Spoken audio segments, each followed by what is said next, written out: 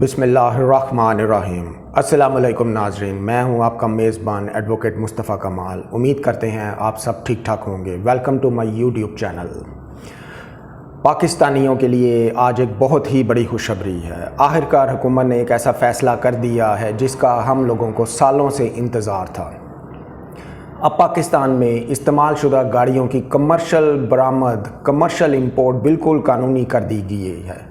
جی ہاں، حکومت نے ایک باضابطہ طور پہ نوٹیفیکیشن بھی ایشو کر دیا ہے جس سے آپ بیرون ملک سے گاڑیاں منگوا سکتے ہیں، اور وہ بھی کمرشل بنیادوں پر۔ لیکن کون لوگ یہ گاڑیاں منگوا سکیں گے؟ کتنی پرانی گاڑیاں پاکستان میں لانے کی اجازت ہوگی؟ کتنا ٹیکس یا ڈیوٹی دینا پڑے گا؟ اور اس فیصلے سے عوام اور کار ڈیلرز پر کیا اثر پڑے گا؟ یہ سب میں آپ کو آج کی ویڈیو میں تفصیل سے بتاؤں گا، تو لہٰذا میری ویڈیو کمپلیٹ دیکھیں۔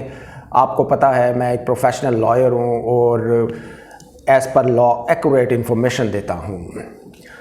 تو میرے دوستو، وزارت تجارت منسٹری آف کامرس نے 30 ستمبر 2025 کو ایک نیا SRO نوٹیفیکیشن ایشو کیا ہے۔ اس نوٹیفیکیشن کا نمبر ہے SRO 1895I/2025۔ اس نوٹیفیکیشن کے ذریعے جو امپورٹ پالیسی آرڈر 2022 ہے، اس میں ایک نیا اضافہ کیا گیا ہے۔ اس کے مطابق اب پاکستان میں کمرشل بنیادوں پر استعمال شدہ گاڑیوں کی برآمد کی جا سکتی ہے، یعنی اب صرف گفٹ سکیم یا بیگیج سکیم کے ذریعے گاڑیاں لانے کی آپ لوگوں کو ضرورت نہیں ہے، بلکہ کمپنیاں اور ڈیلرز باقاعدہ قانونی اجازت لے کر استعمال شدہ گاڑیاں دنیا کے مختلف ملکوں سے، جاپان، کینیڈا، امریکہ، جرمنی، وہاں سے درآمد کر سکتے ہیں۔ اب میں آپ کو بتانا چاہتا ہوں، حکومت نے اس نوٹیفیکیشن میں ایک شرط بھی لگائی ہے کہ آپ جو ہے 5 سال سے زیادہ گاڑی پرانی جو ہوگی فی الحال اس کی درآمد نہیں کر سکتے، اور حکومت نے یہ جو شرط ہے 30 جون 2026 تک لاگو کی ہے۔ اور دلچسپ بات یہ ہے، حکومت نے یہ بھی لکھا ہے کہ اس تاریخ کے بعد یہ جو کنڈیشن انہوں نے 5 سال کی لگائی ہے، اس میں کمی بھی کی جا سکتی ہے، یعنی 2026 کے بعد ممکن ہے آپ 5 سال سے زیادہ پرانی گاڑیاں، 7 سال، 6 سال، 10 سال پرانی گاڑیاں بھی شاید پاکستان میں درآمد کر سکیں۔ اب میں آپ کو بتانا چاہتا ہوں اس کے اوپر کتنی ڈیوٹی ہوگی اور ٹیکسز کیا ہوں گے، اس کی کمپلیٹ تفصیل بتانا چاہتا ہوں۔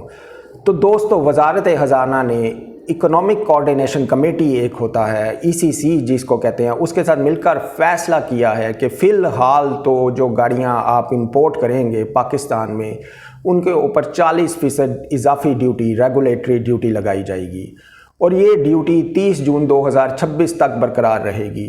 اور اس میں ایک بہت ہی اچھی بات لکھی ہوئی ہے اس نوٹیفیکیشن میں کہ یہ ڈیوٹی پھر ہر سال 10% کم ہوتی جائے گی، یعنی کہ 2029-30 تک یہ ڈیوٹی بالکل زیرو ہو جائے گی، اور یہ ڈیوٹی عام کسٹم ڈیوٹی اور دیگر ٹیکسز کے علاوہ ہے۔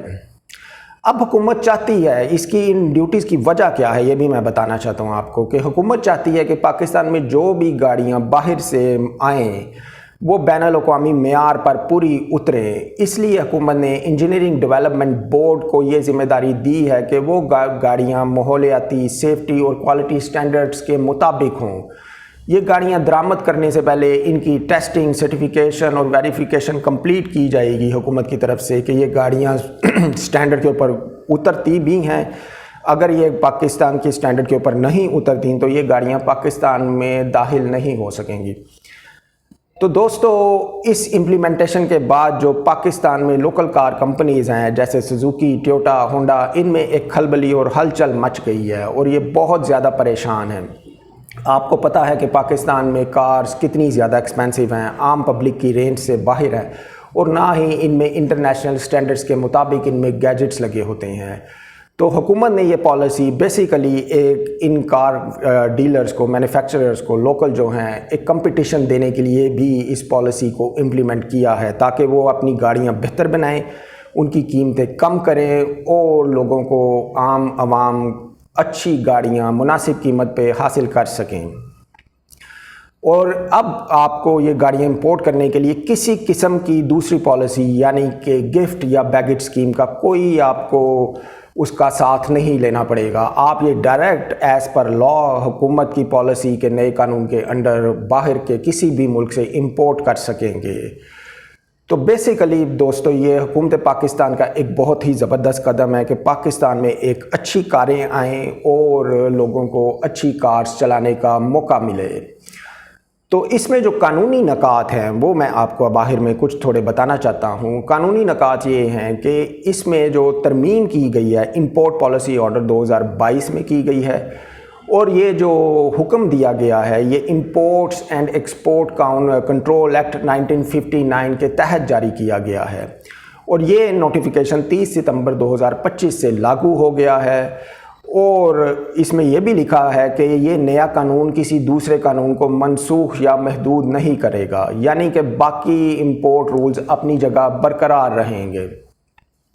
تو دوستو آنے والے دنوں میں ہو سکتا ہے مزید نرمی کی جائے اس نوٹیفیکیشن میں، مزید شرائط ایزی کی جائیں، لیکن حکومت کا یہ عمل صاف نظر آ رہا ہے کہ وہ پاکستانی عوام کی بہتری چاہتی ہے اور چاہتی ہے کہ پاکستان میں انٹرنیشنل سٹینڈرڈ کے مطابق آئیں.